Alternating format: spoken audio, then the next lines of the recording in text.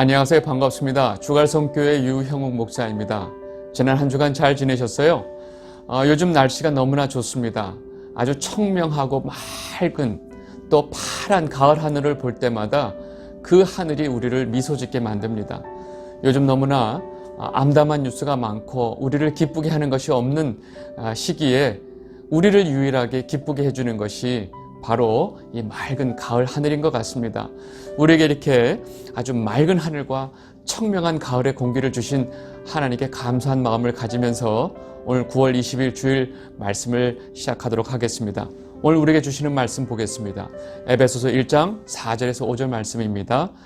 곧 창세전에 그리스도 안에서 우리를 택하사 우리로 사랑 안에서 그 앞에 거룩하고 흠이 없게 하시려고 그 기쁘신 뜻대로 우리를 예정하사 예수 그리스도로 말미암아 자기의 아들들이 되게 하셨으니.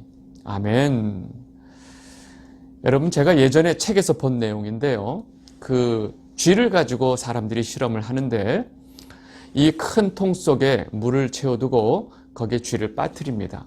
그리고 뚜껑을 덮어서 한 경우는 완전히 빛을 차단하고 또 한 번의 경우는 그 뚜껑을 덮은 다음에 구멍을 뚫어서 살짝 빛이 들어가게 한 경우에 이 두 경우에 쥐가 얼만큼 버티다가 죽나를 실험하는 겁니다. 사실 굉장히 잔인한 실험이죠. 이 실험의 결과는 어떻게 되느냐? 쥐를 이 통 속에 빠뜨리고 물속에 빠뜨리고 뚜껑을 완전히 덮고 빛을 완전히 차단한 경우는 쥐가 2, 3일 정도 버티다가 죽습니다. 그런데 똑같은 상황에서 그 뚜껑에 구멍을 뚫어가지고 한 줄기 빛을 보내주면 이 쥐가 한 7일, 8일 정도 버티다가 죽는다는 것입니다. 이 실험을 통해서 어떤 결론을 내느냐?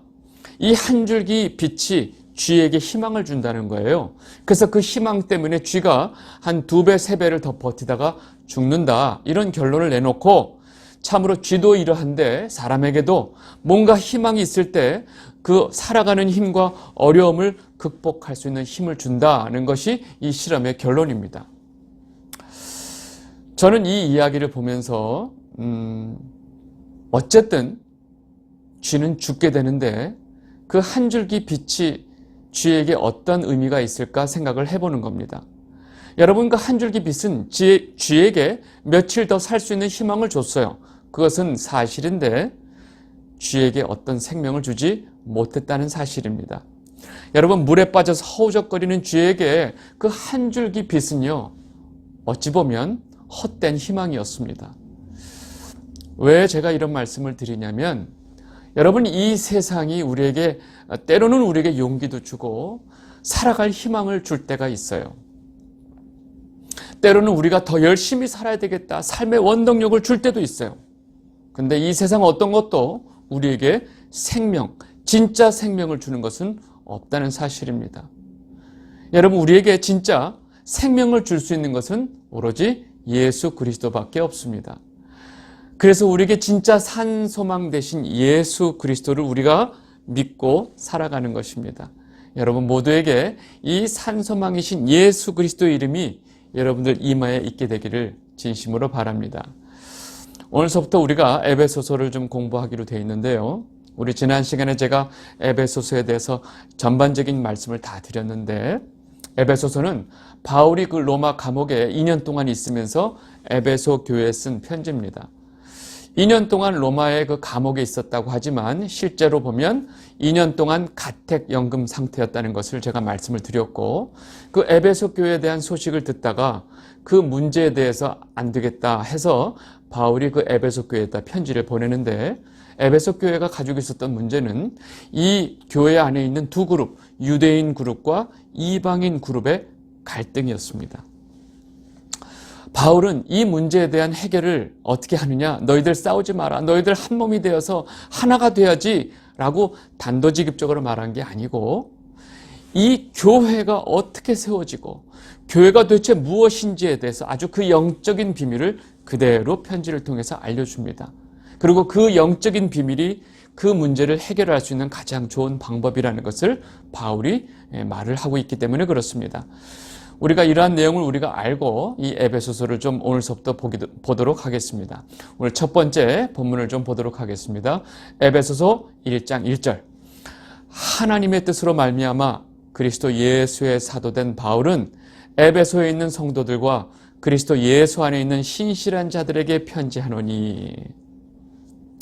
우리가 늘상 읽었던 에베소서 1장 1절의 말씀인데 여기서 제일 처음에 나오는 하나님의 뜻으로 말미암아 라는 표현이 있죠. 바울은 편지에서 자기를 소개할 때마다 항상 이 표현을 씁니다. 하나님의 뜻으로 말미암아. 여러분, 이 첫 번째 이 구절이 얼마나 바울에겐 중요한지 모릅니다. 여러분, 바울이 이렇게 예수 그리스도의 복음을 전하는, 그것도 이방인에게 전하는 사도가 된 것은 바울의 뜻이 아니었어요. 바울이 오래전서부터 꿈꾸고 기획하고 비전을 주시고 내가 이것을 놓고 기도하다 된 게 아니고, 바울은 원래 모습은 거꾸로 예수쟁이를 잡아 죽이던 사람이었어요. 대제사장으로부터 영장을 받아가지고 여기저기 예수 믿는 사람을 잡아 죽이던, 아주 그 유대교에 열심히 하늘을 찌르던 사람이 바로 바울이었어요. 여러분, 그런 바울을 오히려 이 예수 그리스도를 나의 구주로 믿게 되는, 그 복음을 전하는 자로 만들어주신 것은 바로 하나님이었습니다. 그래서 바울은 그 편지 처음에 하나님의 뜻으로 말미암아 예수 그리스도의 사도된 나 바울은 이라고 쓰는 것입니다. 여러분, 이것은 너무나 큰 의미가 있어요. 지금 여러분들께 제가 질문을 해보겠습니다. 여러분들은 어떻게 지금 하나님을 믿고 예수 그리스도를 나의 구주로 고백하게 된 성도가 되었나요? 어떻게요? 어떤 분이 이렇게 대답할 거예요. 저는 모태신앙입니다. 어렸을 때부터 부모님의 신앙을 보고 자라면서 저는 이렇게 성도가 되었죠. 저는 친구를 따라 우연히 교회 가게 돼서 예수님을 믿게 되었습니다. 저는 결혼한 배우자가 교회를 다녀서 저도 자연스럽게 교회를 가서 이렇게 제가 예수를 믿게 되었죠. 저는 어렸을 때부터 예수를 전하는 일이 제게 꿈이었어요. 저는 그래서 열심히 하나님께 기도하고 열심히 신학교를 가서 제가 지금 목사가 되었죠. 여러분, 그런 고백들을 우리는 많이 들었습니다. 그런데 사실은, 우리가 중요한 사실은 그러한 모든 것이 정확한 대답이 될 수 없다는 사실입니다. 여러분이 지금, 저도 마찬가지고 여러분이 지금 예수 그리스도를 나의 구주로 고백하는 그 성도가 된 것은 온전한, 완전한 하나님의 뜻으로 인한 사실이라는 것입니다.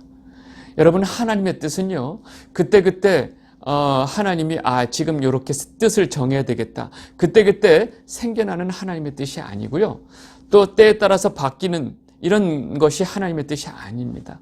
하나님의 뜻은 절대로 변개함이 없습니다. 그리고 그 뜻은 반드시 이루어집니다. 왜요? 하나님의 뜻은 완전하시기 때문에 그렇습니다. 그 분명하고 변개함이 없는 완전한 하나님의 뜻으로 말미암아 저와 여러분이 하나님의 백성, 성도가 되었다는 사실을 여러분들 분명히 알게 되시기를 바랍니다. 인간은 스스로 절대로 하나님께로 갈 수 없는 죄덩어리이기 때문에 그렇습니다. 여러분, 지금 바울이 이 편지 첫 서두에 하나님의 뜻으로 말미암아 설명을 하고 나서 뭐라고 얘기하느냐? 이 에베소에 있는 성도들과 그리고 그리스도 예수 안에 있는 신실한 자들에게 편지하노니 라고 말을 합니다. 다시 말해서 이 편지의 수신자를 두 그룹으로 설명하고 있죠. 첫 번째, 에베소 교회 안에 있는 성도들이라고 말하고 있고, 또 하나는 그리스도 예수 안에 있는 신실한 자들, 이 두 그룹을 말하는데, 이것은 교회 안에 두 그룹이 있다는 얘기가 아니고 1차적으로 에베소 교회에 이 편지를 보내지만 이 편지가 에베소 교회뿐만 아니라 모든 주변에 있는 다른 교회들에게도 이 편지가 전달될 것을 바울이 알았기 때문에 이렇게 수신자를 두 그룹으로 말을 한 것입니다. 여기서 에베소 교회에 있는 성도들이라고 그러죠. 여러분, 성도가 무슨 뜻인지 잘 알고 계시죠? 거룩한 무리들, 거룩할 성자에 무리도자 써서 성도, 거룩한 무리들이라고 우리가 쉽게 알고 있는데, 문제는 그 성도들이 어떻게 거룩하게 되었을까요? 어떻게 거룩하게 됐어요? 여러분, 성도는요, 예수 그리스도의 그 보혈의 피로 말미암아 죄 사함을 받고 나서 거룩함을 입은 자들이 바로 성도들이죠. 그죠? 네. 성도는 이 거룩함으로 또 하나님의 자녀가 되는 권세를 받은 자들입니다.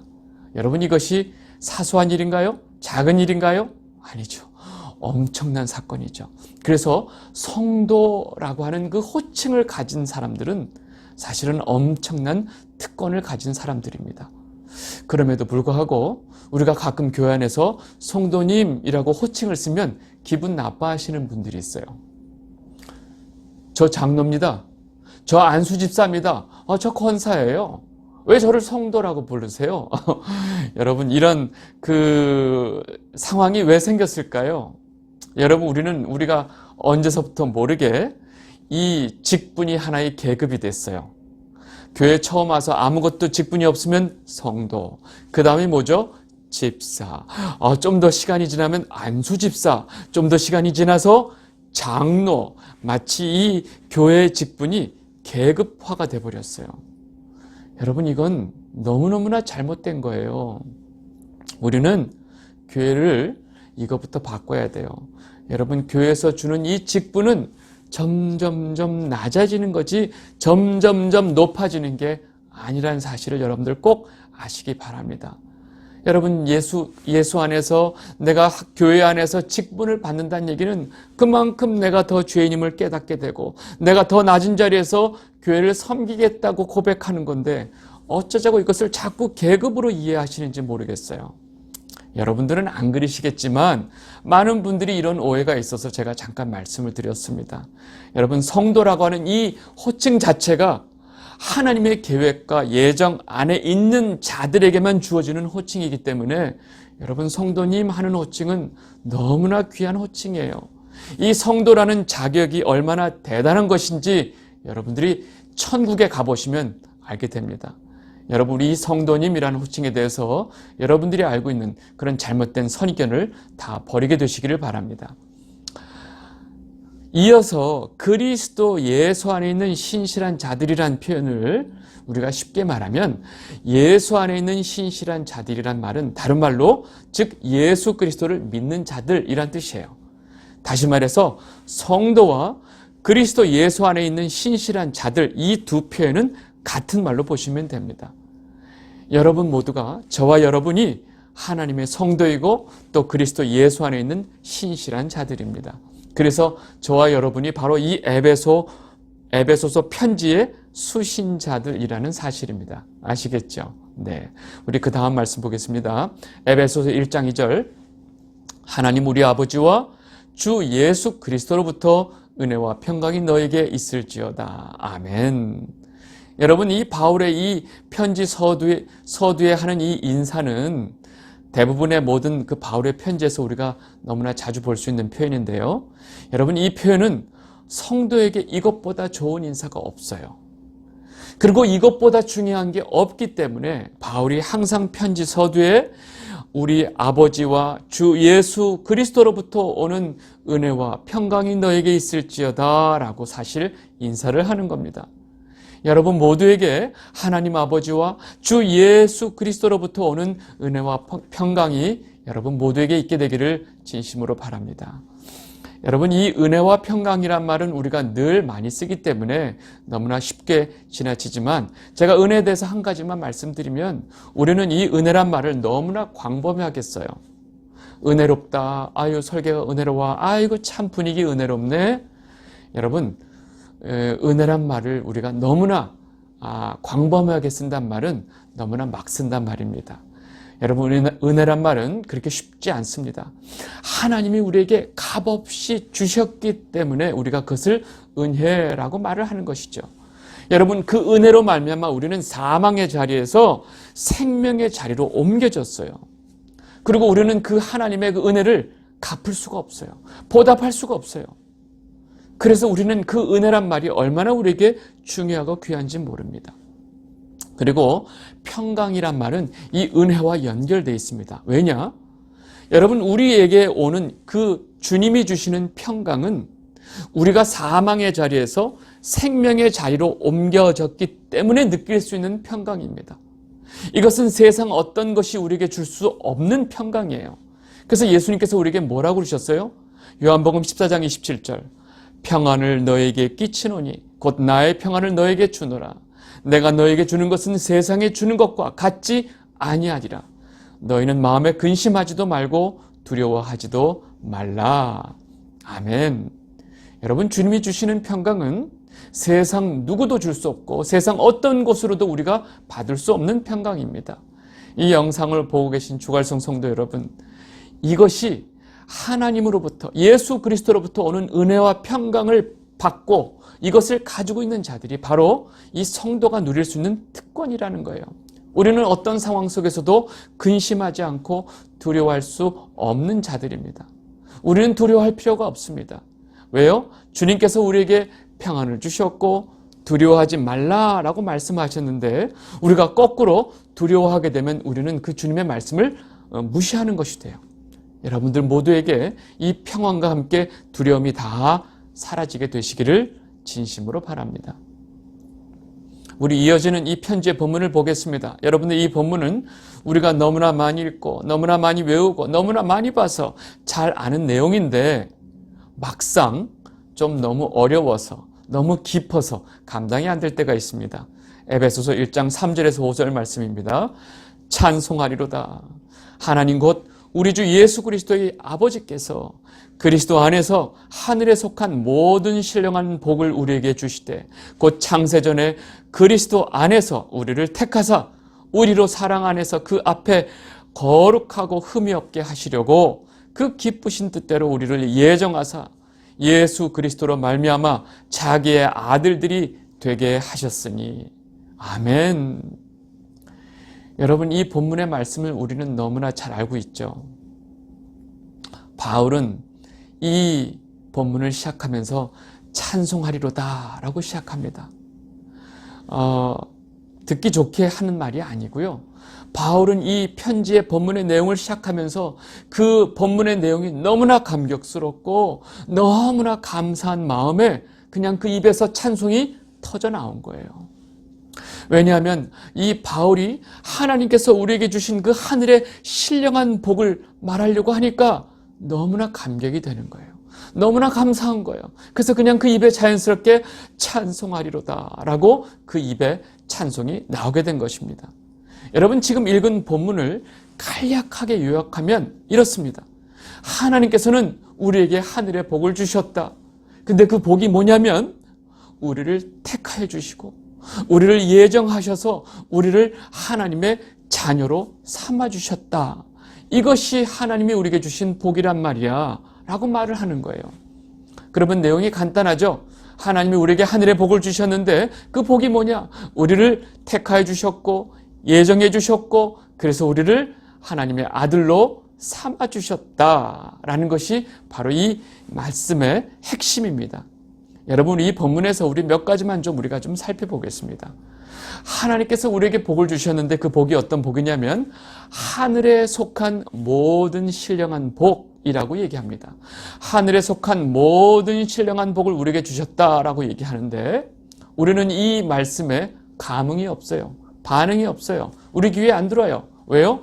우리는 돈복, 재물복, 인복, 오래 사는 수복, 자식복 이런 말은 우리에게 팍팍 들어오는데 하늘에 속한 모든 신령한 복이란 말은 뭔가 느낌이 안 와요. 너무 멀게 느껴져요. 여러분, 분명히 아셔야 될 것은 우리가 그렇게 좋아하는 이 세상 사람들이 좋아하는 그 어떤 복과도 이 복을 하나님이 주신 우리의 이 하늘에 속한 모든 신령한 복과 비교조차 할 수 없다는 거예요. 왜요? 그 이유가 여러 가지 있지만 단적으로 한 가지만 말씀드리면 우리가 좋아하는 그 모든 복들, 재물복, 인복, 수복, 자식복 이런 복들은요 우리가 죽는 순간 다 아무 소용이 없는 복입니다. 다 끝이 납니다. 아무 필요가 없는 복이에요. 그런데 하늘에 속한 신령한 복은요 우리가 죽은 이후에 우리에게 더 필요한 복이 됩니다.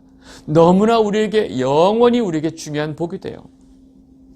이 귀한 복을, 이 귀중한 하늘의 복을 한두 개 주신 게 아니고 모든 복을 주셨다는 사실이에요. 여러분, 이 복이 뭔지 우리가 한번 좀 보겠습니다. 뭐라고 얘기하시느냐? 창세전에 우리를 택하여 주셨다 그래요. 우리는 하나님에게 창세전에 그리스도 안에서 택함을 받았습니다. 여러분, 이 택함을 받았다는 말을 잘 이해하셔야 돼요. 여러분이 여기서 분명히 우리가 놓치면 안 되는 게 바로 뭐냐? 모든 사람이 택함을 받았다는 게 아니라는 사실입니다. 여러분, 모두를 택했다고 하면 택함을 받았다라고 하는 이 택함이란 말 자체가 아무 의미 없어요. 예, 택함이란 말은 많은 사람 중에 극히 일부를 택했을 때가 택함이란 말이 필요하기 때문에 그렇습니다. 우리가 택함을 받은 이유는 무엇이 있을까요? 그렇게 모두가 아니고 일부만 택함을 받았는데 그 택함을 받은 이유는 어디에 있을까요? 뭐예요? 그것은 하나님의 일방적인 택함이었어요. 우리가 어떤 자기거나 우리가 어떤 상태여서 우리가 택함을 받은 것이 아니고 일방적인 하나님의 택함이었어요. 이것을 우리가 뭐라고 말합니까? 보통 하나님의 주권이라고 말하죠. 여러분, 이 본문에서 우리가 가장 이해하기 어려운 게 뭘까요? 바로 창세전에란 말입니다. 바울도 처음에는요, 자기가 다메섹 선생에서 택함 받은 줄 알았어요. 근데 시간이 지나고 하나님의 복음을 조금 이해하다 보니까 다메섹이 아니고 내가 엄마의 그 태중에 있을 때 나를 택하셨구나 라고 깨달아요. 근데 좀 더 하나님의 이 복음과 하나님의 경륜을 깨닫고 보니까 그게 아니었구나. 이미 창세전에 나를 택하여 주셨구나 라고 깨닫습니다. 그리고 그 귀한 사실을 지금 이 모든 성도들에게 지금 알려주고 있는 거예요. 그 다음에 우리가 볼 또 중요한 말이 있죠. 기쁘신 뜻대로 예정하사. 여러분, 하나님 계획 안에 있다는 것이 바로 예정이죠. 그것도 그냥 예정하신 게 아니라 기쁘신 뜻대로 예정하셨대요. 얼마나 감사한지 모르겠습니다. 여러분, 우리가 이 예정에 대한 말을 우리가 늘 들었는데 우리가 이 하나님께서 미리 우리를 정하셨다고 하는 이 예정에 대해서 우리가 항상 생각할 때 항상 놓치는 게 있습니다. 바로 그게 뭐냐? 하나님은 항상 그 예정을 지금 이 순간까지만 생각해요. 하나님이 예정하셔서 지금 내가 이렇게 성도로 살아가고 있구나 까지만 생각하는 거예요. 아니에요. 여러분, 창세전에 하나님께서 우리를 이미 예정하셨다면 지금 이 순간까지의 이 모습만 예정하셨겠어요? 아니죠. 우리가 이미 저 천국의 백성이 되고 하나님과 그 하나님 나라에 사는 그 순간까지 이미 다 예정이 돼 있단 말이에요. 무슨 말씀인지 아시겠죠? 하나님의 예정은 지금 이 순간뿐만 아니라 앞으로 우리가 저 천국에 가는 그 모든 순간까지 다 예정이 돼 있다는 것입니다. 우리는 가끔 날마다 이 땅에서 날마다 내 안의 죄와 싸우고 날마다 넘어지면서 내가 하나님의 성도가 맞나 하고 정말 혼동스럽게 정말 혼란스럽게 생각하며 살 때가 많이 있어요.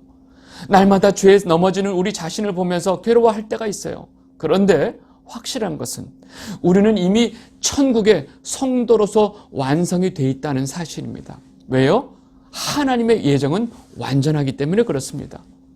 여러분, 이 비밀을 바울이 깨달은 거예요. 나는 지금 죄로 인해서 이렇게 괴로워하고 있지만 나는 이미 천국의 하나님의 성도로서 완성이 돼 있구나. 왜? 하나님의 예정이 그때까지 다 돼 있거든요.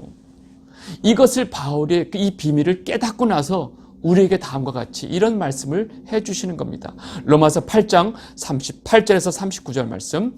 내가 확신하노니 사망이나 생명이나 천사들이나 권세자들이나 어떤 일이나 장래일이나 능력이나 높음이나 깊음이나 다른 어떤 피조물이라도 우리를 우리 주 그리스도 예수 안에 있는 하나님의 사랑에서 끊을 수 없느니라. 아멘. 이 영상을 보고 계신 주갈성 성도 여러분, 이 예정의 비밀을 깨달은 바울이 우리에게 이 비밀을 알려주는 거예요. 여러분, 그런데 마귀는 우리에게 어떤 일을 하느냐? 끊임없이 우리를 불안하게 하고 우리를 두려워하게 되고 너 이제 구원에서 끊어질지도 몰라. 예수 그리스도의 사랑에서 끊어질지도 몰라. 라고 계속 우리를 불안하게 만들고 우리를 두려워하게 만드는 거예요.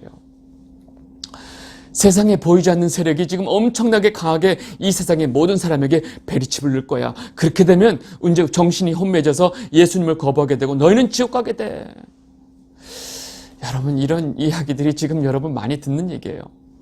여러분, 이 세상에 어떤 권세를 가진 자들도 우리를 하나님이 사랑해서, 예수 그리스도의 사랑해서 끊을 수 없다는 사실입니다. 여러분, 하나님이 그런 인간들과도 못하다고 지금 얘기하는 거예요? 예. 여러분, 제발 하나님 말씀을 분명히 아시고 깨달으시길 바랍니다. 우리는 이미 창세전에 하나님의 계획 속에서 택하심을 받았고 예정되어 있던 자들이고, 그래서 우리는 이미 그리스도 안에서 하나님의 자녀가 되었고, 우리는 이미 천국에서 우리는 이미 완성이 되어 있다는 사실입니다. 아멘. 여러분, 이 사실을, 이 영적인 현실을 바꿀 수 있는 것은 이 세상에 아무것도 없다는 사실입니다. 여러분, 지금 바울이 정말로 이 편지를 통해서 우리에게, 에베소 교인들에게, 그 주변의 모든 소아시아 교인들에게, 또 우리에게 말하고 싶은 것이 바로 이 하나님께서 우리에게 주신 이 하늘의 복이라는 거예요. 이 하늘의 신령한 복이 얼마나 대단한 것인지를 우리에게 지금 말씀해 주고 계신 거예요. 그러니까 바울이 이 말을 하기도 전에 그 입에서 찬송하리로다 라고 그 입에서 찬양이 터져 나오는 것입니다. 여러분들 입술에서도 하나님께서 우리에게 주신 이 하늘의 신령한 복에 대해서 감사와 영광의 찬송이 터져 나오길 바랍니다. 할렐루야. 아멘. 여러분, 지금 입으로 고백하세요. 할렐루야. 네. 이 영상을 보고 계신 주갈성 성도 여러분, 하나님께서 우리에게 주신 이 하늘의 신령한 복이 어떤 복인지 여러분들 분명히 깨달으셨죠? 그 복을 분명히 붙들고 이번 한 주간 여러분들 입에서 성도로서 하나님께 찬양이 그 입술 가운데 멈추지 않게 되기를 진심으로 바랍니다. 오늘 말씀 여기까지 하겠습니다. 감사합니다.